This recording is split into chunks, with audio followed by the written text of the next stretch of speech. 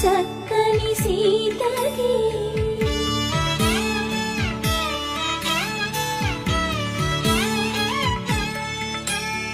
పుడతవి పునవేలు విడిచిన పుడమియల్లుడు రాముడే